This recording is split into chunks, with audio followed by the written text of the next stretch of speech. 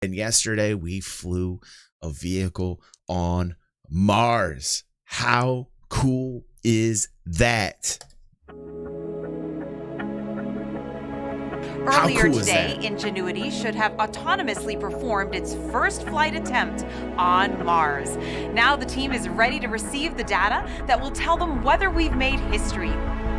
This is downlink. We are beginning to see data products.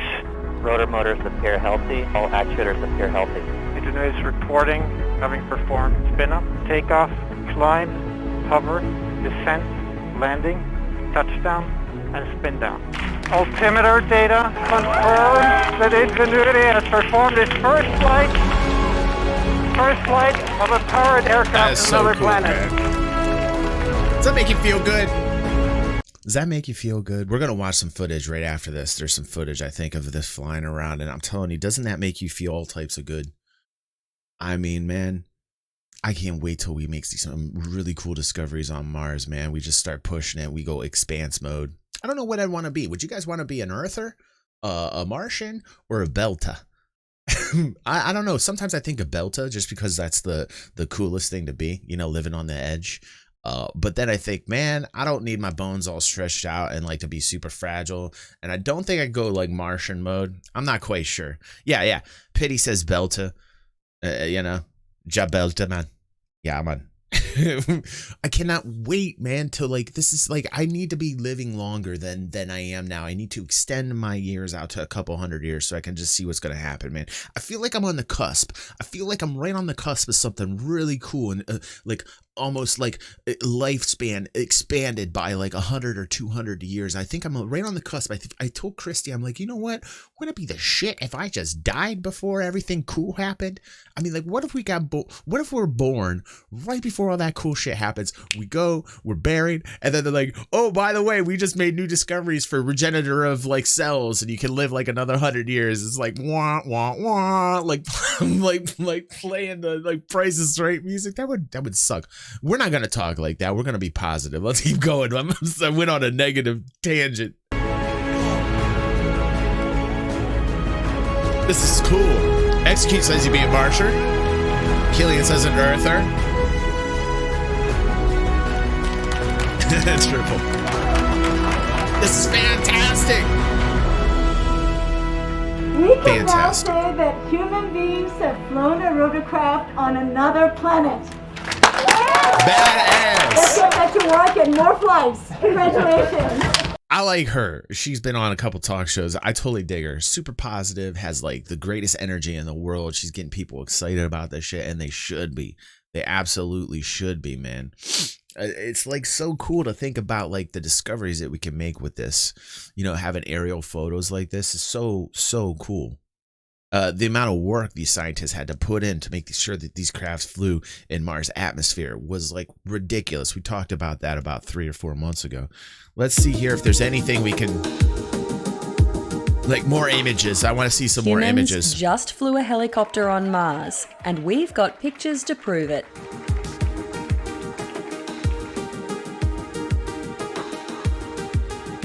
After more than 6 years of development, a long flight to Mars, and some nerve-wracking delays, NASA has finally launched and landed its Ingenuity helicopter. Altimeter data confirms. It's exciting, man. This is like when I was a boy, I would dream about this shit. Flight of a powered aircraft to another planet. This is the first powered and controlled flight we've ever completed on another planet, and NASA had to overcome some pretty impossible odds to do it. In fact, there was a chance this flight might not have happened at all.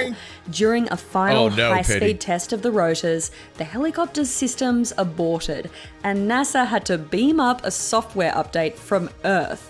But Ingenuity finally took to the Martian skies, and thanks to cameras on board the helicopter and on the Perseverance rover, we got an amazing view. A black and white camera on the bottom of the helicopter gave us shots looking down on the Martian surface, while a colour camera gave us a view of the horizon. But it wasn't just the cameras on Ingenuity. Percy the rover was watching the whole thing.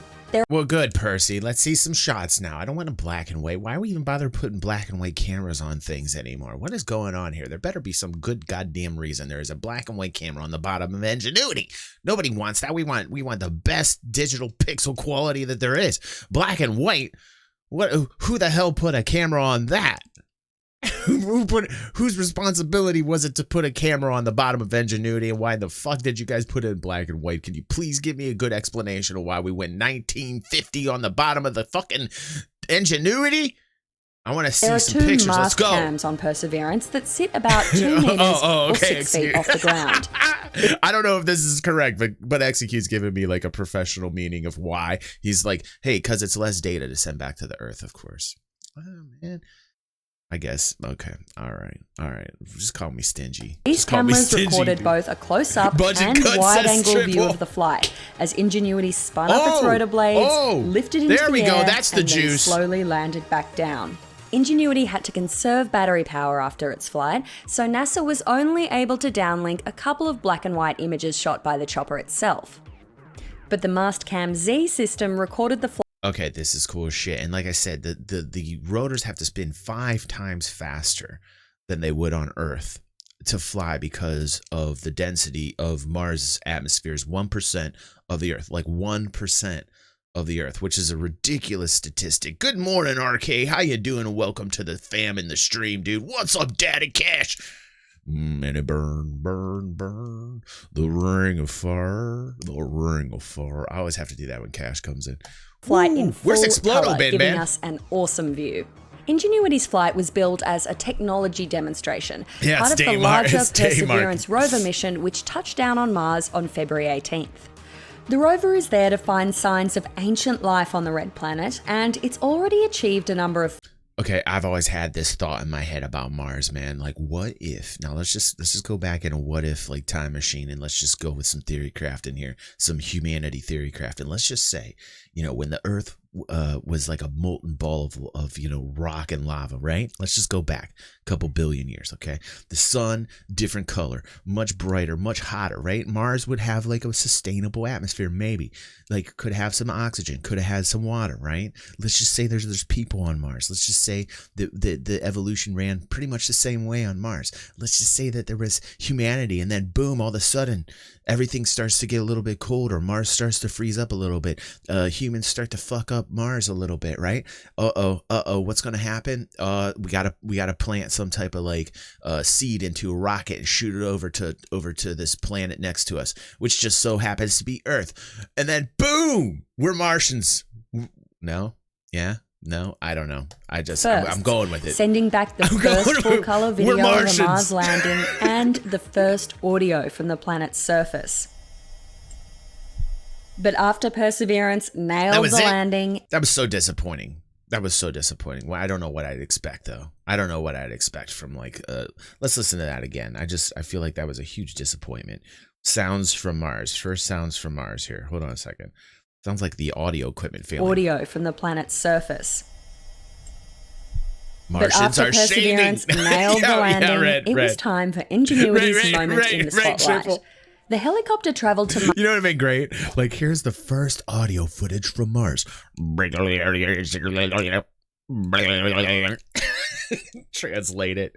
It's like Martians talking, and like you have like text underneath. It's like, oh shit, there goes the neighborhood. Mars tucked under the belly of the rover, which is about the size of a compact car. Ingenuity might be a featherweight compared to Papa Percy, but it's also a seriously impressive piece of machinery. It recharges on the autonomous and self-charging rover with 2 pairs of 4-foot wide rotor blades that counter-rotate to lift off in the Martian atmosphere. The atmosphere on Mars is 1% the density of the atmosphere on Earth, meaning there's not much for the rotor blades to push against to gain lift, and that was a huge challenge for the NASA engineers.